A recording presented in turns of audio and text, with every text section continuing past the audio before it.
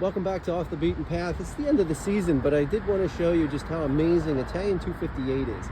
It's towards the end of October, as long as we don't get an early frost in November. It's just an amazing, obviously it's an amazing variety, but I prefer it to the Black Madeira, other Black Madeira types, because if you notice, they're all ripening at the same time. So even though they're late, they're incredibly productive. The yield on them is just unbelievable. It rivals pretty much any Mount Etna tree, especially just in terms of pure volume, because they have a nice size on them, and the flavor, despite getting a little bit cooler, it still remains really good. And you can kind of see some that are actually dripping honey. That's kind of common with Italian 258s. I find they're not quite as split.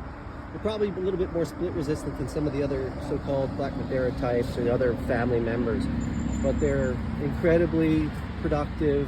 And I would challenge anybody that's maybe a Northeast grower to maybe try this, even though it's late. The benefit is just the incredible amount of high quality fruit that you can get, even though it's later. The one thing about Italian 258s are they do have a long hang time, which just refers to the amount of time that it really takes to develop good figgy flavor, like as complex as they can get. But as you notice, there's the drop of honey that you see here. Here's one again. This is another one that's definitely ripe.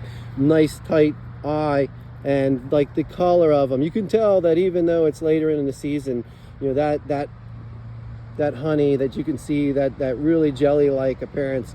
The other thing that I like to note is that the skin of the Black Madeira types, if you let them hang to a proper hang time, they get a lot thinner and less chewy, which is sometimes a turn off to people. Here were the figs that we picked yesterday. There's probably about 20-25 pounds just from one day alone. So as I mentioned, even though Italian 258s are late, they really have a tight ripening window, which allows you to really pick an awful lot in a short period of time, even though they're a little bit on the late side.